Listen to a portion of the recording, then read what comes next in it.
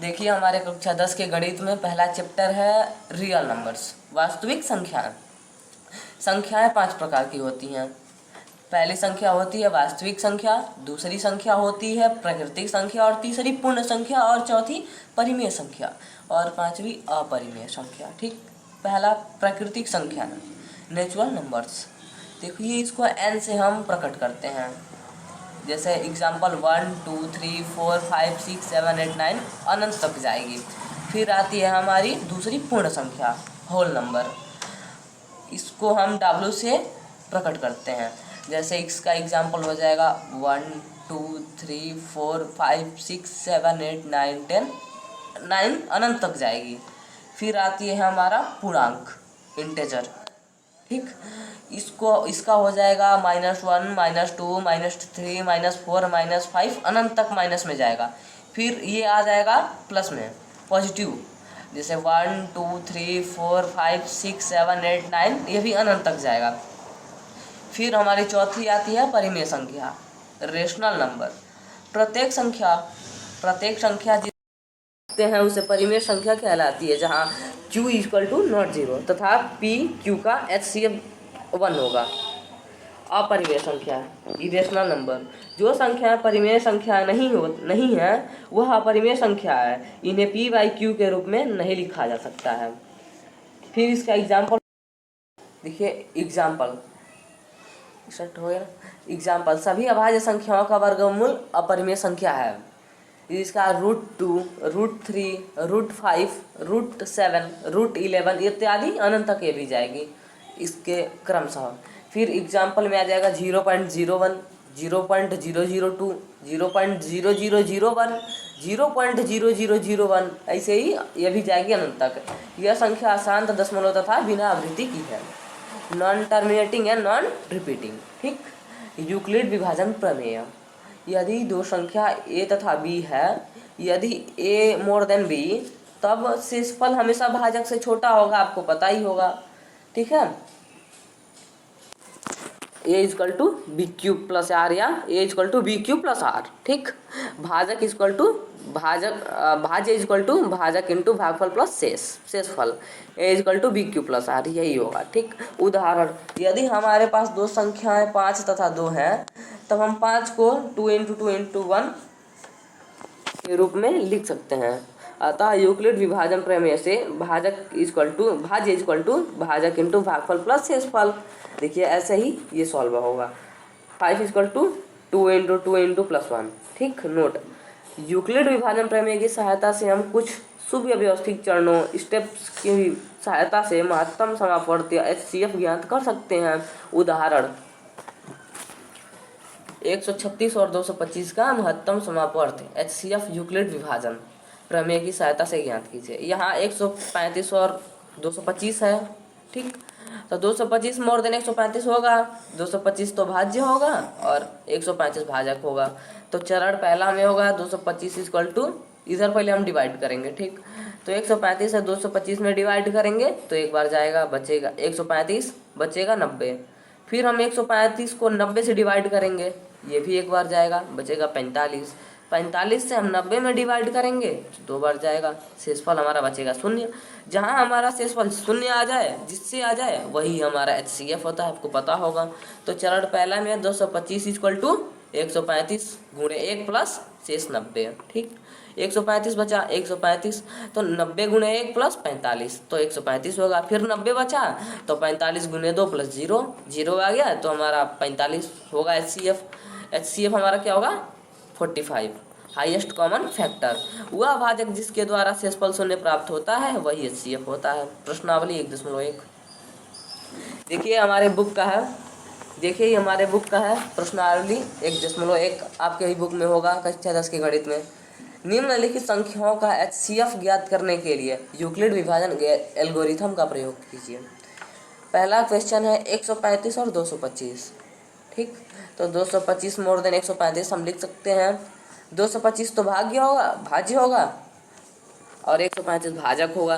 तो चरण पहला में हम 225 = 135 × 1 + 90 तो लिख सकते हैं, इधर डिवाइड कर दिए हैं तो फिर दूसरे चरण में लिखेंगे 135 इजकल टू 19 90 गुणा 1 प्लस 45, ठीक।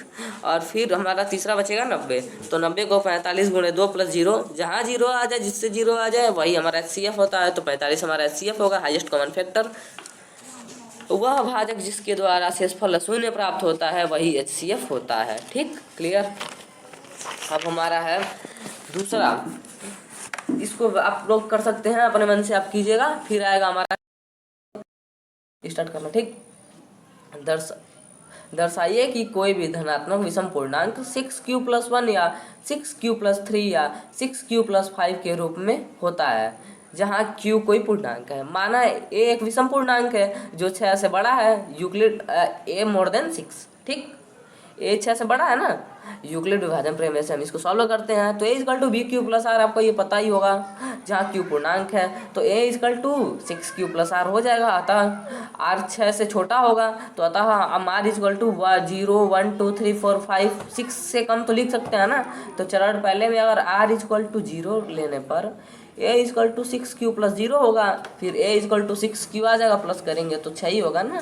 फिर हम करेंगे 2 × 3, इसको हम गुणनखंड कर देंगे, तो 2 × 3 + q हो जाएगा। तो a हमारा सम होगा ना, 2 तो सम है, 6 तो सम है ना, तो a = हमारा सम हो जाएगा। अतः हमारा a = 6q+0 सम होगा, ठीक।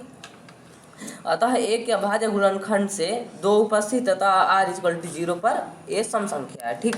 अब दूसरा चरण लेने पे हमारा r = 1 लेने पर a = 6q+1, ठीक।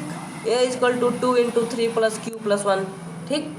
तो जब यह है तो a = सम प्लस विषम, अगर सम से हम प्लस विषम में गुना करते हैं, भाग करते हैं या जोड़ करते हैं, अगर कुछ भी करेंगे तो हमारा विषम ही आएगा, ठीक।